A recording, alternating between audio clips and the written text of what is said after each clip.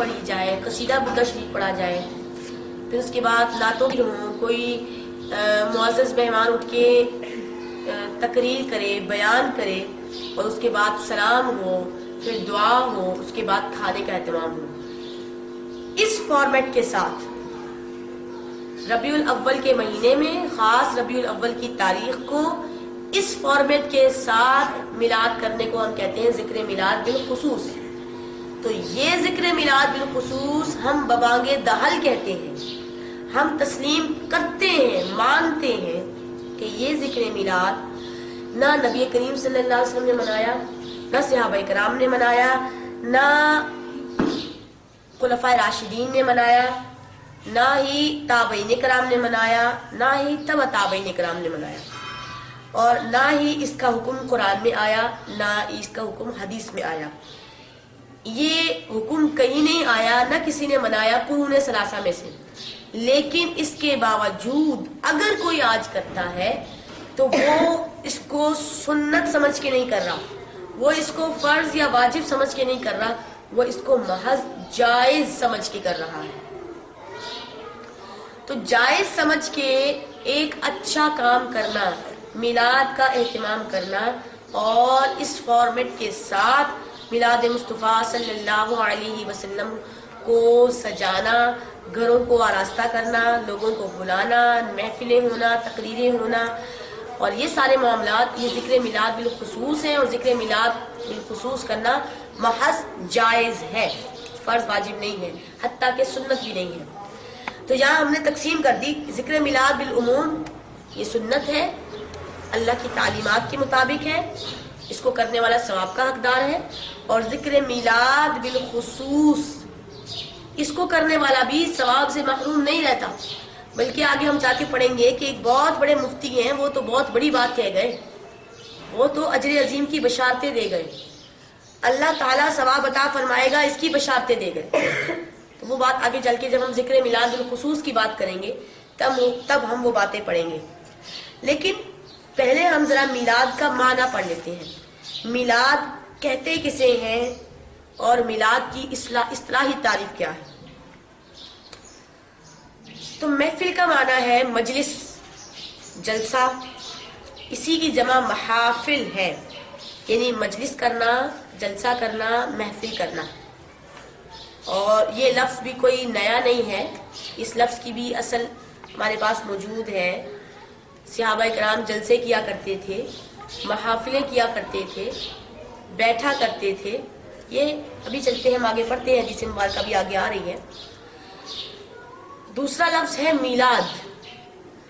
میلاد عربی زبان کا لفظ ہے جو مولد سے نکلا ہے۔ اس کا لغوی معنی ہے پیدائش کا وقت اور جگہ۔ لغوی معنی ہے پیدائش کا وقت اور جگہ۔ میلاد النبی صلی اللہ علیہ وسلم کی علماء کرام نے جو اصطلاحی تعریف کی ہے وہ یہ کہ ہوا اجتماع الناس وقراءۃ ما تیسر من القرآن وروایت الاخبار الواردۃ فی ولادۃ النبی من الانبیاء او ولی من الاولیاء ومدحهم بافعالهم واقوالهم۔ بڑی گہری، جامع اور معنی تعریف انہوں نے فرمائی۔ وہ کہتے ہیں ہوا اجتماع الناس، لوگوں کا جمع ہونا۔ یہ ذکر میلاد بالعموم کے اعتبار سے بات کی جا رہی ہے۔ ہوا اجتماع الناس، لوگوں کا جمع ہونا، اور قرآن کریم کا جو میسر آئے، جتنا آسان لگے، جتنا چاہو اس کی قرات کرنا۔ وروایت الاخبار الواردۃ، اور فی ولادت النبی من الانبیاء، نبی کریم صلی اللہ علیہ وسلم سمیت کسی بھی نبی کی ولادت کے متعلق صحیح احادیث کو بیان کرنا، اور یا پھر ولی من الاولیاء۔ میلاد تو ہم نے صرف نبی کریم صلی اللہ علیہ وسلم کے نام کے ساتھ آپ کی عظمت کی وجہ سے خاص کر رکھا ہے، لیکن میلاد تو تعریف کرنے والے کہتے ہیں اگر کسی ولی کی پیدائش پر بھی یہی معاملہ کیا جائے، اسی طرح کا حال رکھا جائے، اسی طرح قرآن کریم کی تلاوت کی جائے، ولی اللہ کے حوالے سے جو صحیح باتیں منقول ہیں، روایت ہیں، ان کو بیان کیا جائے، تو وہ محفل بھی محفل میلاد کہلاتی ہے، وہ جلسہ بھی جلسہ میلاد کہلاتا ہے۔ تو میلاد تو ایک عام ورڈ ہے، کسی کی بھی محفل میلاد کو سجانا، تو انہوں نے کیا کہا، نبیوں میں سے کسی بھی نبی کی ولادت پر یا ولیوں میں سے کسی بھی ولی کی ولادت پر ان کی افعال، ان کی تعریف اور ان کے اقوال کو بیان کرنا، صحیح احادیث کی روشنی میں جو وارد ہوئے ہیں ان کو بیان کرنا، یہ محفل میلاد کہلاتا ہے، جلسہ میلاد کہلاتا ہے۔ اور ذکر میلاد بالعموم میں ایسے جلسے کہ جس میں صحابہ کرام نے نبی کریم علیہ السلام کی تعریف فرمائی ہو، ایسے جلسے بالکل وارد مروی ہیں۔ ایسے جلسوں کا ثبوت اوتھینٹک کتابوں سے ہمارے سامنے موجود ہے، اور ایسے جلسے صحابہ کرام کی سنت ہے، تابعین کرام کی سنت ہے۔ ایسے جلسوں پر اللہ نے تحسین فرمائی ہے، اور ایسے جلسوں پر نبی کریم علیہ السلام کی خوشی بھی سامنے آئی ہے۔ تو یہ بہت بڑی بات ہے۔ لیکن اس سے پہلے ہم ذرا یہ دیکھ لیتے ہیں قرآن کریم، کیونکہ ہماری اول دلیل کا مرکز قرآن کریم ہے۔ قرآن کریم میں بہت کچھ ہے۔ قرآن کریم کی آیتوں کا شان نزول ہم تفسیروں کے ذریعے سے، حدیثوں کے ذریعے ڈھونڈتے ہیں، کسی کتاب میں ڈھونڈتے ہیں، جبکہ اللہ تبارک و تعالیٰ نے اپنے قرآن میں ہی انہی آیتوں کا شان نزول بیان کر رکھا ہے۔ تو ایک آیت کا شان نزول کہیں نہ کہیں دوسری آیت بنتی ہے، اور وہ شان نزول قرآن کریم میں ہی ہے۔ لیکن ہم یہاں بات کر رہے ہیں میلاد کی، تو دیکھتے ہیں کہ میلاد کے حوالے سے قرآن کریم میں اللہ تبارک و تعالیٰ نے ہمیں کیا تعلیمات ارشاد فرمائی ہیں۔ ہم سب سے پہلے ولی کی بات کر لیتے ہیں، کیونکہ ایک ہی ولیاں ہیں جن کے میلاد کا ذکر قرآن کریم میں بیان ہوا ہے۔ اللہ تبارک و تعالیٰ سورہ مریم، سورہ آل عمران میں ارشاد فرماتا ہے، جہاں حضرت مریم علیہ السلام کی والدہ نے منت مانی تھی کہ اگر انی نذرت لک ما فی بطنی محررا فتقبل منی، کہ میرے پیٹ میں جو کچھ ہے وہ سب مسجد اقصیٰ کے لیے ہے، وہ اس کے چڑھاوے کے لیے ہے۔ مریم کا معنی ہی چڑھاوا ہوتا ہے، تو اس کے چڑھاوے کے لیے ہے۔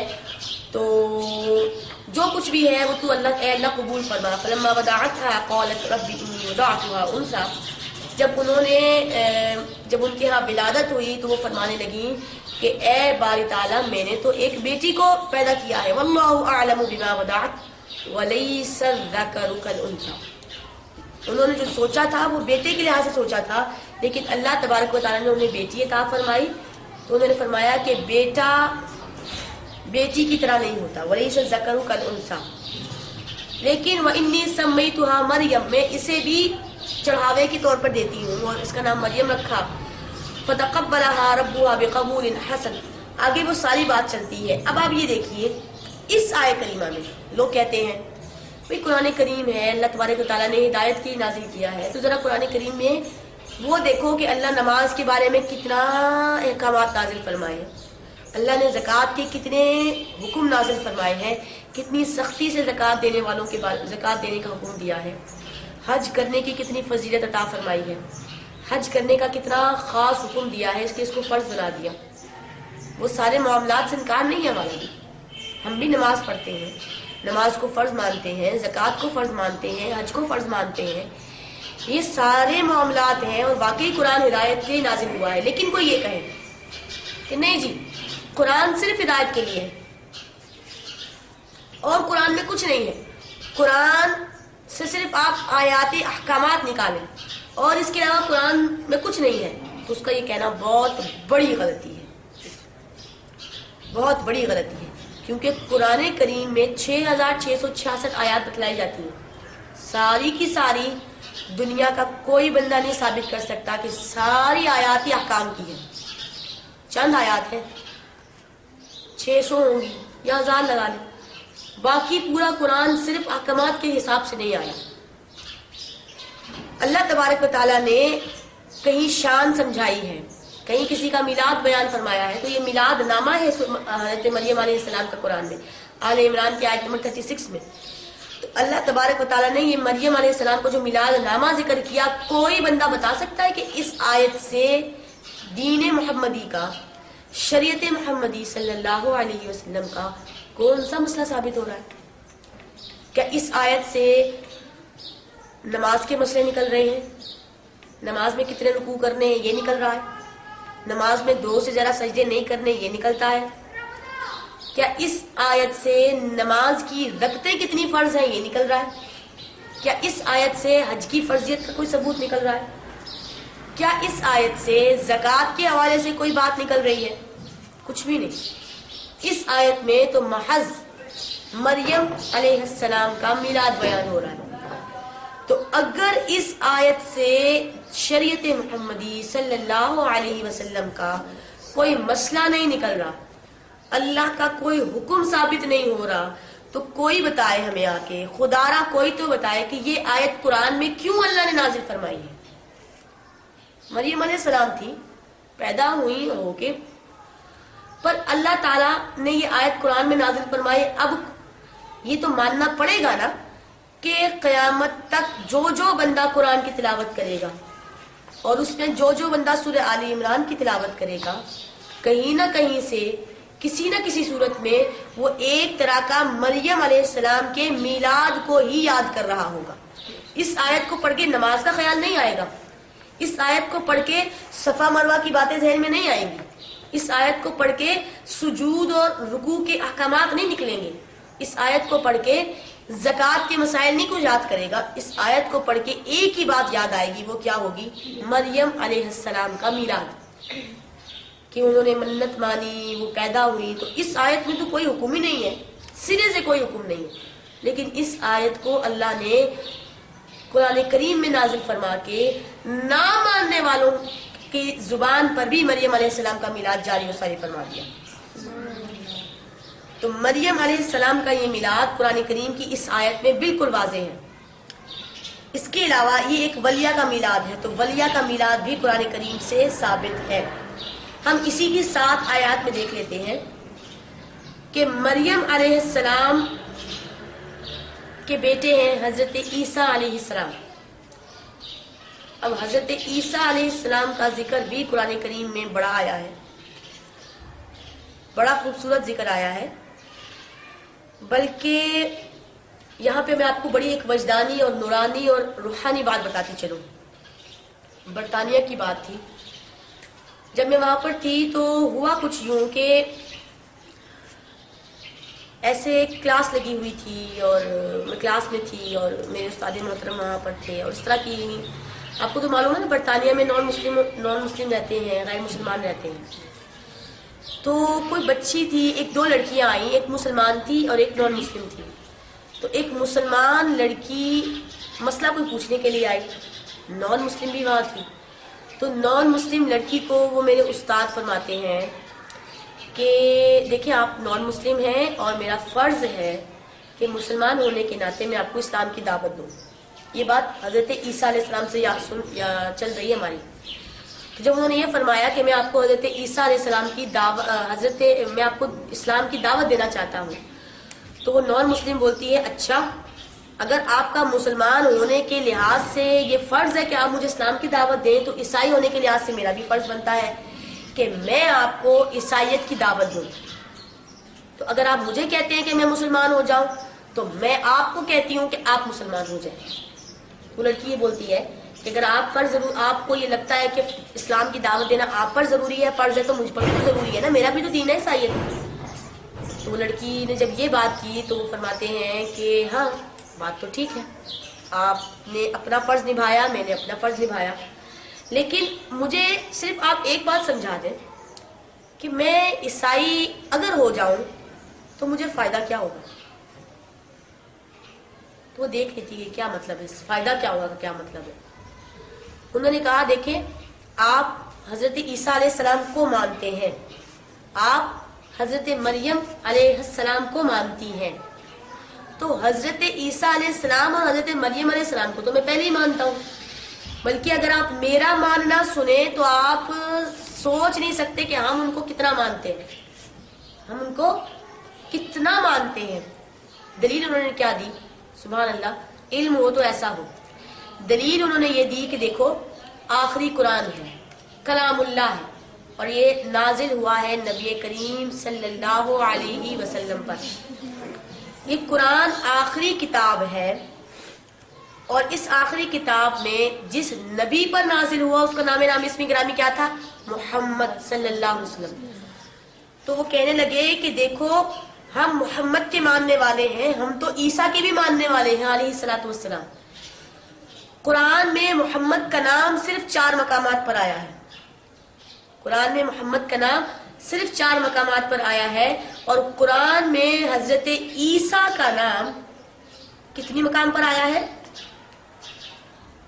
حضرت عیسیٰ کا نام 24 مقامات پر آیا ہے، 24 سے 25 مقامات پر حضرت عیسیٰ علیہ الصلوۃ والسلام کا نام آیا ہے۔